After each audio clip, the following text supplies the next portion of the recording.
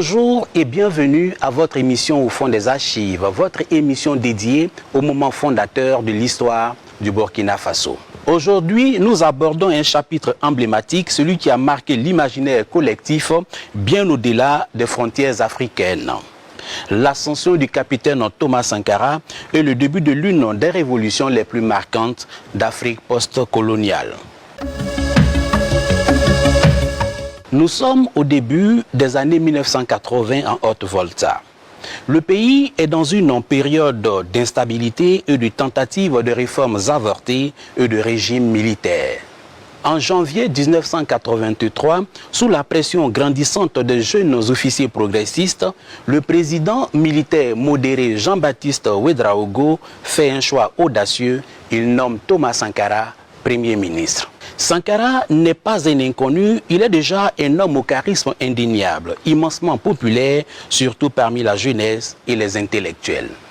Ses idées sont claires, il est un révolutionnaire marxiste et panafricaniste, prônant la dignité africaine face aux ingérences extérieures. Rapidement, ses positions jugées radicales attirent l'attention et la méfiance des puissances occidentales, notamment la France. Pour le président Jean-Baptiste Ouédraogo, le début de la déchéance commence le 17 mai 1983. Thomas Sankara est arrêté, le point de rupture est atteint. Au petit matin du 17 mai, j'ai d'abord été réveillé moi-même par un coup de téléphone du camarade président, le capitaine Thomas Sankara, qui était à l'époque Premier ministre. Et à ce coup de téléphone, il me disait que sa maison était cernée par les chars. Et il me posait la question de savoir ce qui se passe. Je lui ai dit que moi-même, j'allais prendre les renseignements en la matière. Cette arrestation, loin de calmer les esprits, agit comme un détonateur. Elle provoque une vaste mobilisation populaire, un soulèvement inattendu de la part des jeunes, des syndicats et des étudiants qui voient en Sankara le symbole de leurs aspirations au changement. C'est le prélude à un bouleversement majeur. L'arrestation du Premier ministre Thomas Sankara ne tiendra pas longtemps. La mobilisation populaire est trop forte, la détermination des jeunes officiers est inébranlable. Le 4 août 1983, un groupe de ces officiers, mené par le capitaine Blaise Compaoré, un ami proche et fidèle de Thomas Sankara, lance un coup d'État militaire. L'opération est rapide et décisive. À l'étranger, un coup d'État la nuit dernière en Afrique, dans l'un des pays les plus pauvres du monde, la Haute-Volta. Un coup d'État ébranle la stabilité de la région et inquiète ses voisins modérés. Un capitaine de 34 ans, grand admirateur du colonel Kadhafi, a pris le pouvoir. Thomas Sankara est libéré et prend immédiatement la tête du pays. Il devient président du Conseil national de la Révolution CNR et chef de l'État. C'est le début d'une nouvelle ère. Non pas seulement un changement de régime, mais une véritable révolution. Le jeune capitaine incarne l'espoir d'une transformation radicale, une nouvelle voie pour la Haute-Volta. Camarades, il faut enterrer tous les ennemis du peuple. Il faut enterrer tous les défauts qui empêchent le peuple de se libérer, qui empêchent le peuple de construire son bonheur. Le 4 août n'est pas un coup d'État comme les autres. C'est l'aboutissement d'une dynamique, d'une convergence entre une avant-garde militaire et des aspirations populaires profondes. Le capitaine Thomas Sankara arrive au pouvoir porté par une vague, par des idées qui résonnent avec une grande partie de la population. Un an après sa prise de pouvoir, le 4 août 1984, Thomas Sankara marque son empreinte de manière symbolique et profonde. Il change le nom du pays de Haute-Volta en Burkina Faso, ce qui signifie « pays des hommes intègres ». Ce n'est pas un simple changement de nom, c'est une déclaration d'intention, un appel à la dignité, à l'intégrité et à la fierté nationale. Sous sa direction, le Burkina Faso lance une révolution populaire démocratique et anti-impérialiste, avec des réformes profondes dans tous les secteurs. La lutte contre la corruption est féroce, les terres et les ressources sont nationalisées pour être mises au service du peuple. L'objectif est l'autosuffisance alimentaire pour que le pays ne dépende plus de l'aide extérieure. Des campagnes de vaccination massives sont lancées, sauvant des milliers de vies. Les droits des femmes sont mis au centre de l'action politique avec l'interdiction de l'excision, du mariage forcé et de la polygamie. Et pour incarner cette nouvelle éthique, Sankara réduit drastiquement le train de vie de l'État. Il roule en Renault 5, les salaires des fonctionnaires sont réduits. Un exemple d'austérité et de proximité avec le peuple. Si depuis 20 ans, chaque week-end, les femmes puisaient de l'eau comme elles le font, il y a longtemps que nous aurions rempli 20 barrages à Pau. Le pays n'est pas pauvre. Au contraire, il y a des ressources. En vous mettant au travail pour construire ces 20 villas, en vous mettant à la tâche, vous avez décidé de vous prouver à vous-même que vous êtes capable de transformer la réalité de cette ville de Pau. En effet, vous pouvez la transformer, cette réalité. Mais pour cela, il faut bannir de vos rangs les paresseux. Ceux qui ne veulent pas travailler. Il faut bannir de vos rangs les féodaux, les équilibristes. Ceux qui croient que ce chantier est pour eux l'occasion de devenir de petits patrons. Sankara a donné à la population la liberté d'être burkinabé. Pour lui, tout était possible. Thomas Sankara n'est pas seulement un leader national, il est une voix libre et puissante sur la scène africaine et internationale. Il dénonce le néocolonialisme, les ingérences étrangères et appelle inlassablement à une unité africaine face aux défis communs, notamment la dette. Son discours à l'OUA, Organisation de l'Unité africaine à Addis Abeba, en juillet 1987, reste gravé dans l'histoire. Un moment de vérité et de courage qui résonne encore aujourd'hui. Face aux chefs d'État africains, il lance cet avertissement prophétique. Si le Burkina Faso tout seul refuse de payer la dette, je ne serai pas là à la prochaine conférence. Par contre, avec le soutien de tous, dont j'ai besoin,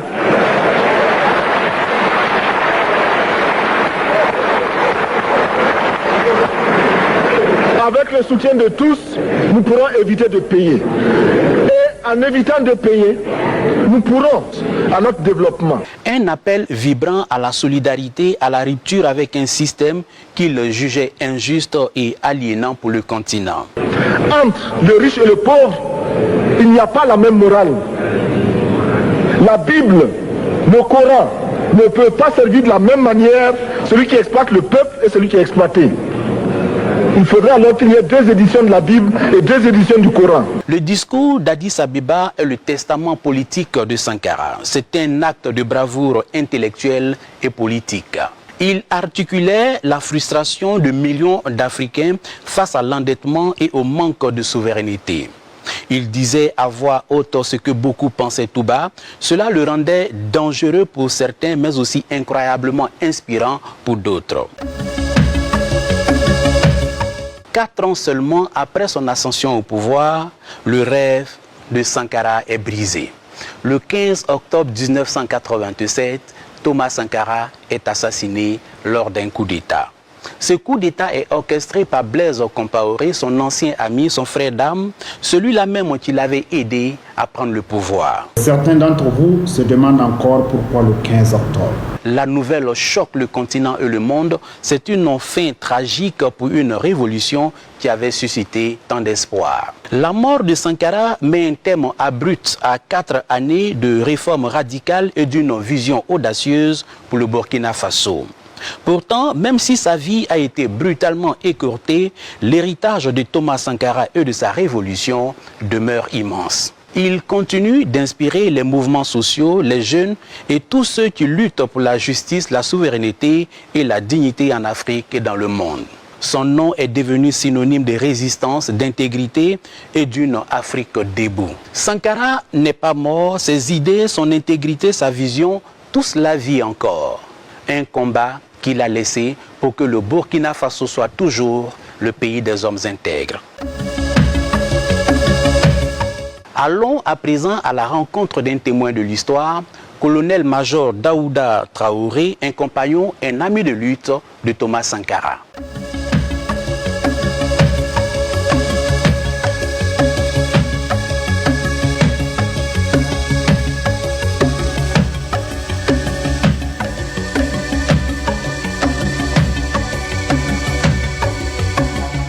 Bonjour mon colonel. Bonjour. Thomas Sankara, c'est un nom. Thomas Sankara, c'est une histoire. Et vous qui étiez là aux premières heures de sa prise de pouvoir, alors dites-nous quelle est la personnalité de ce grand monsieur-là. Thomas Sankara, c'est une icône. Thomas Sankara est un homme juste, loyal, humble et intransigeant quand il s'agit de la cause de son peuple. Pour son peuple, il est prêt à tout donner et à se donner lui-même. C'est ce que son parcours a révélé. C'est un monsieur qui se forme pour pouvoir assumer sa tâche, physiquement, intellectuellement, moralement.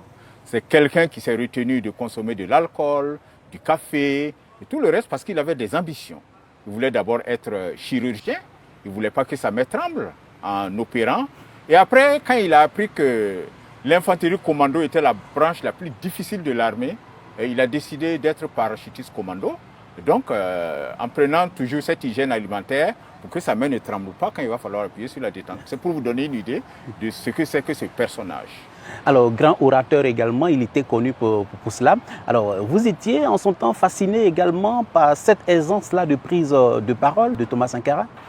Et oui, nous avons été impressionnés par Thomas Sankara. Et je dois dire que sa réputation l'a devancé au niveau de tous les jeunes avec lesquels nous étions au Prytanée militaire de Kadiego. Nous étions des enfants de troupe. Il y a eu le malheureux conflit que Moussa Traoré a imposé au pays en 1974. Nous étions jeunes, mais on entendait parler d'un Thomas Sankara, un homme compétent, dynamique, sérieux, un bon officier, quoi, que nous rêvions tous d'être. Donc après, voilà, j'ai eu l'occasion de faire sa connaissance physique par la suite, et puis après de le côtoyer lors de l'arrivée au pouvoir du Conseil de salut du peuple. Et puis évidemment, nous avons cheminé ensemble pour faire la révolution. D'accord. Alors juste avant sa prise de pouvoir, c'était bien évidemment le 4 août 1983. Alors dites-nous, avant sa prise de pouvoir, quelle était l'ambiance qui prévalait, surtout après son arrestation par Jean-Baptiste Ouédraogo? L'ambiance qui prévalait était très impressionnante parce que c'était comme une veillée d'armes. Il vous souviendra qu'il y avait les forces rétrogrades, j'allais dire l'aile droite, d'un côté, aussi bien au niveau de l'armée que du civil, et puis il y avait les forces progressistes de l'autre. Et le 17 mai, l'arrestation de Thomas Sankara, de Lengani, etc., le 17 mai, c'était pour barrer la route, vraiment aux forces progressistes, pour, entre guillemets, épurer le Conseil de salut du peuple de tous ceux qui avaient des idées de progrès. Et évidemment, nous avons été mis de côté. On a tenté de nous chasser du Conseil de salut du peuple. Mais chacun de son côté, chaque groupe se préparait. Il fallait devancer. Nous avons devancé le 4 août parce qu'il y avait cette veillée, il y avait une effervescence. Vous avez les étudiants, les élèves, la jeunesse, les travailleurs, les organisations progressistes, eh bien, qui manifestaient, qui se battaient, qui travaillaient pour barrer la route à la droite réactionnaire. Vous aviez des camarades qui ont été arrêtés, des gens de l'ULCR, du PAI, des gens comme Touré Soumane, Adama Touré, Kone Brahima, bien d'autres qui ont été arrêtés. Et vous aviez de l'autre côté donc les militaires aussi qui étaient arrêtés, Sankara, Lengani, et Henri Zongo, et évidemment Blaise Compaoré qui avait réussi à s'échapper, donc qui était au niveau de Pau. Tout le monde savait que quelque chose interviendrait, mais qui passera à l'action avant qui? Là était toute la question. Mais d'où vous est venue l'idée d'anticiper au fait? Parce qu'il y avait d'autres groupes également qui avaient des velléités. Comment vous avez jugé ce temps-là et vous vous êtes dit non, c'était maintenant qu'il fallait y aller? Nous n'avions pas le choix en fait. Il y avait un travail important qui avait été fait par les forces progressistes. Il ne fallait pas que tout cela soit bazardé parce que ceux qui voulaient prendre le pouvoir en dehors de nous voulaient régenter la société et éviter, entre guillemets, le communisme. Nous n'étions pas des communistes. Et barrer la route à toute velléité désormais. Alors on serait reparti, comme on dit, en 14 et on allait balayer tout ce qui était force de progrès au niveau de ce pays-là. D'abord, pour cela, il fallait vraiment veiller à préserver le pays. Ensuite, il y avait nos vies qui étaient en danger. Nous avions des informations précises sur les éliminations qui devaient intervenir. Quand Sankara était arrêté, libéré sous la pression de la population, arrêté de nouveau, de même que Lengani Jean-Baptiste Boukari, quand tous les plans étaient mis en œuvre pour attaquer Blaise à Pau et que tout cela échouait, mais nous savions qu'il fallait prendre les devants. Sinon, Sankara de lui-même pensait que la révolution, nous devions attendre d'abord. Parce qu'il faut une certaine maturité, il faut pouvoir réunir certaines conditions, mais nous n'avions plus le choix, il fallait passer à l'action. Justement, vous étiez un homme de main à la prise de pouvoir de Thomas Sankara. On vous a vu prononcer les premiers discours. Alors racontez-nous un peu ces moments-là. Eh bien, c'était des moments très émouvants. Et puis, nous avions la fougue de la jeunesse. Et on avait quand même quelqu'un appelé Thomas Sankara devant nous, qui s'est préparé toute sa vie pour vraiment prendre en main le destin de ce pays avec des camarades. Thomas Sankara qui nous avait encadrés, donc nous avions confiance.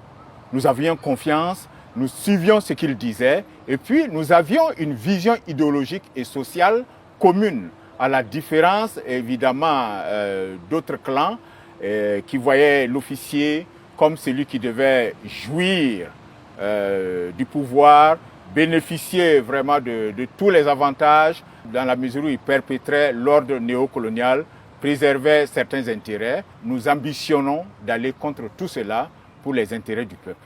D'accord, alors justement, Thomas Sankara est au pouvoir et une mesure forte prise par le capitaine Thomas Sankara, c'est bien évidemment la transformation de la Haute-Volta en Burkina Faso. Alors vous, personnellement, comment vous l'avez accueilli et également les gens autour de vous, comment est-ce qu'ils ont perçu ce changement-là? Je crois que c'était attendu, même si c'était surprenant pour certains, mais c'était un symbole fort. Voilà. Voici le nom de notre pays qui est dans nos langues nationales. Haute-Volta, vraiment, qu'est-ce que ça voulait dire? Ça voulait rien dire. Et ensuite, Burkina Faso marquait une rupture avec l'ordre néocolonial, l'ordre colonial. C'était nous qui avions décidé du nom de notre pays. Et ce nom-là traduisait tout un cheminement, toute une vision. Le pays des hommes dignes et intègres. Il y avait d'autres propositions de nom, mais Burkina Faso a séduit tous les camarades et a été le choix final du chef de l'État. Les populations ont bien accueilli. Alors, on sait également que Thomas Sankara, c'est une pléiade de réformes. Et l'une des réformes également qui a marqué, c'est bien évidemment les habitations, les lotissements. Alors, vous qui étiez au cœur de ces actions-là, quel est votre commentaire par rapport à cela justement? C'est le domaine du logement, de l'immobilier, du foncier. Je pense que ça a joué un grand rôle dans le développement du pays et ça représentait quelque chose de grand. À côté de tout ce qui a été mené pour l'émancipation des femmes, l'autosuffisance alimentaire, l'armée populaire et révolutionnaire, le sport de masse. À côté de tout cela, j'ai été personnellement impressionné aussi par la politique de l'urbanisation. Vous savez, dès janvier 1984, de grandes actions étaient lancées pour assurer des lotissements massifs dans ce pays. Si vous prenez le cas de Ouagadougou, en 3 ans de révolution déjà, nous avons procédé au lotissement de 60 000 parcelles à leur distribution. Alors que au cours des 23 années précédentes, depuis l'indépendance du pays, il y a eu seulement 30 000 parcelles de lotis. Alors, quand vous regardez, Sankara aimait beaucoup les chiffres.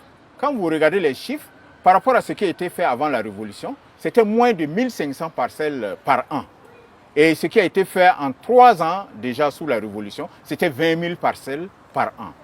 C'est très important. Ensuite, Sankara a procédé à des rabattements sur le loyer. Il a réglementé les loyers. parce qu'il y avait beaucoup de spéculations foncières et immobilières. Il a réduit les loyers et c'était imposable à tout le monde. Je crois que dès en janvier ou mai 1984. Et puis le 31 décembre 1984, il a décrété la gratuité du loyer dans ce pays-là pour tous les Burkinabés. Évidemment, les baux commerciaux et autres devaient être versés à l'État. Et il a créé une structure qu'il m'a fait l'honneur de me confier, la délégation du peuple au logement, qui était chargée de faire appliquer cette mesure, de faire reverser les loyers qui devaient l'être. Et puis, nous avons vraiment travaillé sous la houlette de Sankara. Une petite anecdote, quand il a créé cette structure, je suis allé le voir parce que j'étais surpris, j'ai été désigné. J'ai dit, ah bon, camarade président, quels sont les moyens dont je vais disposer, véhicules, bureaux et autres. Il m'a dit, tu ne disposeras de rien de nouveau. Je dis, mais comment ça? Eh bien, il m'a dit, écoute, tu cherches un logement, voilà, que tu vas utiliser puisque le loyer est gratuit. Tu utilises ta voiture, tu as un salaire, tu l'utilises. Et puis, voilà, on va t'envoyer des éléments CDR de services qui vont constituer ton équipe, mais vous n'aurez aucune indemnité, aucun salaire spécifique. Et c'est ce que nous avons fait. Donc même lorsque nous allions en mission pour contrôler l'application de la mesure, les loyers et autres, nous n'avions pas de frais de mission. Et lorsqu'il y avait une caserne dans la localité, eh bien, la caserne recevait mission de nous donner à manger. Quelle était votre politique en son temps pour, favoriser l'adhésion de la masse populaire à cette vision de la révolution? Au plan des structures, il y avait d'abord les comités de défense de la révolution. Dès la nuit du 4 août, Thomas Sankara a appelé à la création des comités de défense de la révolution et les gens ont adhéré. Donc c'était déjà un creuset de mobilisation, d'accroissement de l'adhésion des populations. Mais aussi il y avait la personnalité de Thomas Sankara, mais aussi la pertinence des mesures qui étaient préconisées et évidemment la transparence qui était observée, les grandes actions qui étaient menées. Et je pense que c'est tout cela qui a poussé la population à soutenir la révolution, à adhérer. On parlait tantôt des réformes parfois, difficiles, peut-être pour les populations. Est-ce que tout le monde adhérait véritablement à cette révolution-là? Est-ce qu'il n'y avait pas quelque part des grincements de dents? Oui, évidemment, il y avait des visions divergentes. Des gens profitaient du système ancien, de l'ordre néocolonial. Ils ont été privés de certains avantages du fait de la révolution. Ensuite, il y a les nostalgiques, donc des gens qui, comme ça, voyaient le système classique dit démocratique, donc, et trouvaient aussi ces jeunes-là un peu trop impétueux pour diriger le pays. Mais ensuite aussi, il y avait des mesures. Je parlais tout à l'heure de la gratuité du logement. Vous imaginez que les propriétaires immobiliers n'étaient pas forcément contents de ne pas avoir leur loyer annuellement. Il y avait ça. Il y avait aussi quand même quelques exactions de certains éléments CDR. Sankara les critiquait en parlant de CDR brouette qui profitent de la révolution pour se servir. Il y avait eu des exactions comme ça. Et puis, il y avait aussi les mesures d'austérité. Il y avait ce qu'on coupait sur les salaires pour le développement du pays, l'effort populaire d'investissement. Il y avait des mesures comme ça. Bon, il y en a qui trouvaient que c'était... Et puis la révolution, que le rythme était rapide.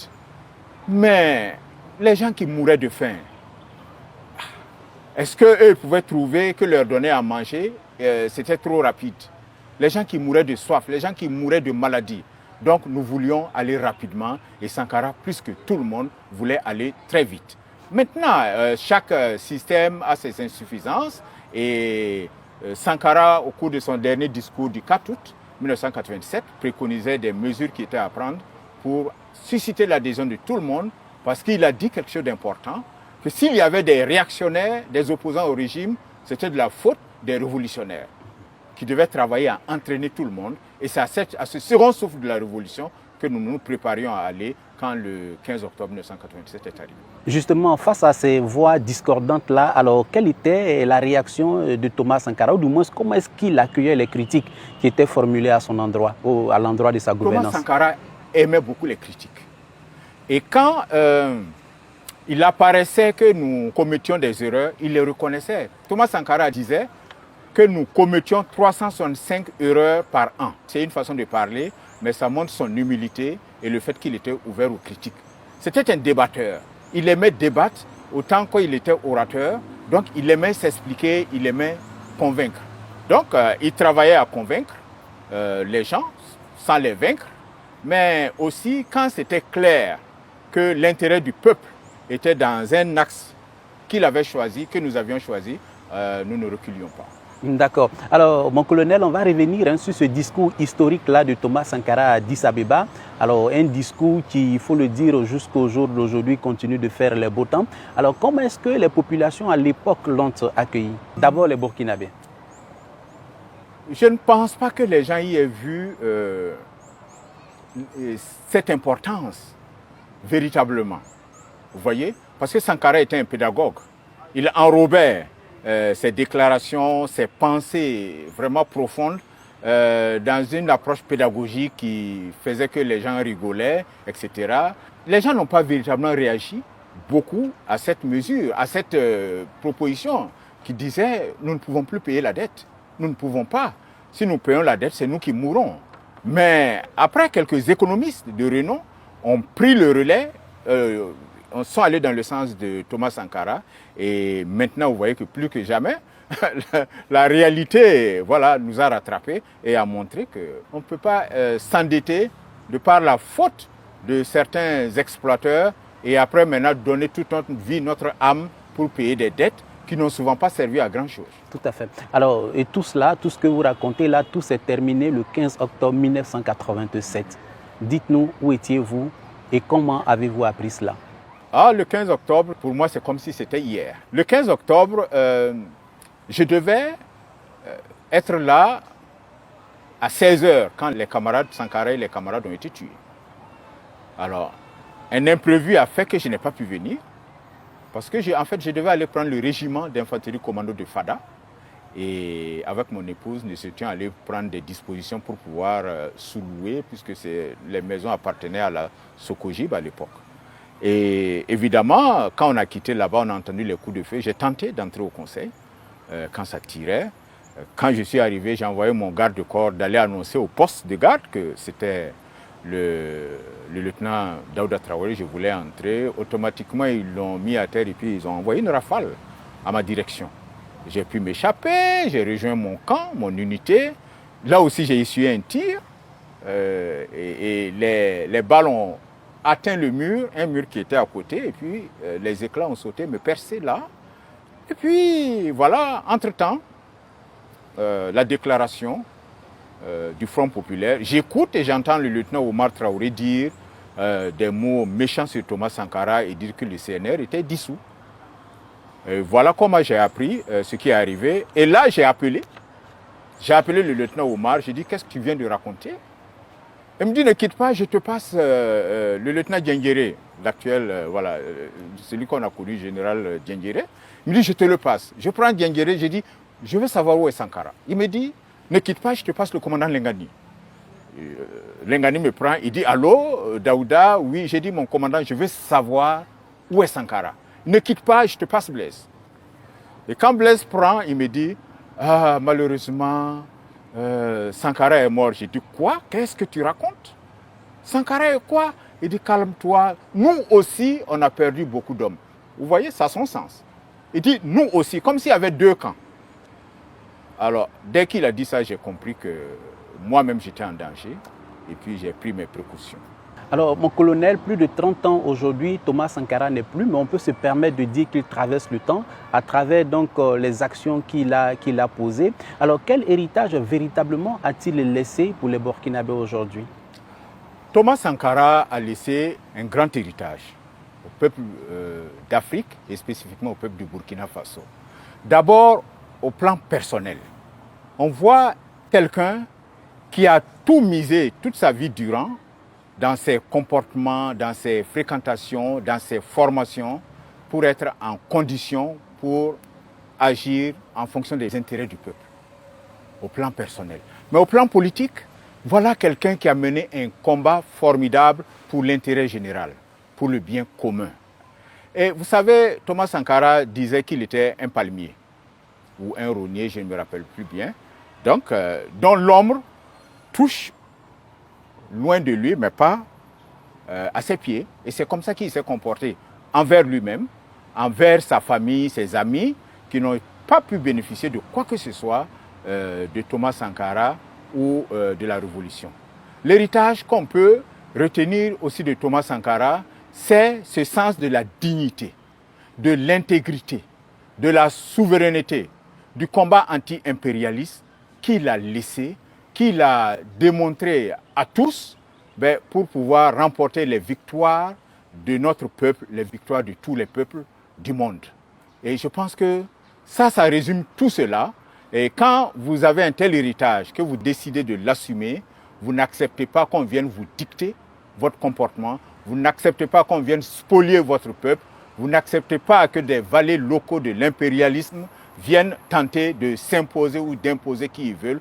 Vous vous assumez et c'est ce que vit le Burkina aujourd'hui. Vous savez, en 1983, nous sommes allés au sommet de Vittel en France. On l'a invité à manger, Thomas Sankara a refusé le dîner.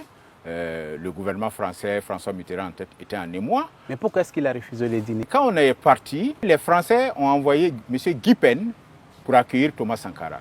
Guy Pen, c'est l'individu qui était venu en Haute-Volta à l'époque et qui a organisé les événements du 17 mai pour qu'on procède à l'arrestation de Sankara et autres. Et on l'a su. Alors donc, nous avons considéré cela comme une insulte qu'on envoie cet individu-là pour accueillir Sankara devenu président. Donc il a refusé d'aller au dîner. Bon, après nous sommes allés à Vittel. Mais ce que je voulais dire, lorsque nous revenions, il faut dire qu'en partant d'abord, Sankara aimait faire ce qu'on disait l'avion stop. On a pris nos coucous d'ici, on est allé à Niamey et on a pris l'avion avec le président Kounché pour aller à Paris. Et au moment du retour, les Français nous disent de ne pas revenir avec Kounché. On dit mais pourquoi? Et Sankara dit ah non, je repars avec Kounché. On fait escale à Alger, les Algériens disent de ne pas rentrer avec Kounché. Et c'est là que nous apprenons qu'il y a un coup d'État au Niger. Donc, et que l'avion serait abattu si on venait avec Kounché. Puisque les situations n'étaient pas claires et il avait des intimes, des proches à lui qui étaient dans le coup d'État. Vous savez, nous autres on s'est dressés, on a dit ah ouais, vivement. Que les Algériens disaient ils nous mettent un avion à disposition. On dit ah oui, effectivement. Sankara dit non. Je suis venu avec Kounché. Je repars avec Kounché. On a dit mais camarade président, je repars avec Kounché. Je ne sais pas si vous imaginez ce courage. Et donc on a pris l'avion avec Kounché au grand désarroi des Algériens. Et puis nous sommes venus. Quand on était sur le territoire nigérien, on s'attendait à tout moment à être abattu, à ce que l'avion soit abattu. Et on est venu atterrir sans grand dommage. Et puis, on voyait des soldats par les hublots sans béret et autres. On s'est dit, bon, c'est peut-être des putschistes ou on ne sait pas. Et puis voilà que le président nigérien dit à Sankara, bon, après vous, monsieur le président, sortez le premier. Ah non, notre protocole s'est imposé. On dit, ah non. Il faut que le président nigérien sorte d'abord. Bien évidemment. S'il y a des tirs, on ne sait jamais. Quelques minutes de discussion et puis Sankara a dit bon, il a tiré sa tenue de combat, il a coiffé son béret, il allait s'arrêter à la porte de l'avion, il a attendu quelques secondes, il n'y avait rien, il est descendu. Alors ça, nous avons beaucoup admiré, la loyauté, la fidélité et la dignité. Et surtout le courage. Le courage. Et Kounché a beaucoup aimé cela. Merci, mon colonel. Je vous remercie beaucoup d'être venu à nous et vraiment plein succès. Merci. Merci de nous avoir accompagnés dans cette exploration de la révolution burkinabé et de l'héritage de Thomas Sankara. Son histoire est un rappel puissant que même face aux plus grandes adversités, la quête de justice et de dignité ne s'éteint jamais. À très bientôt pour un nouveau numéro de votre émission Au fond des archives.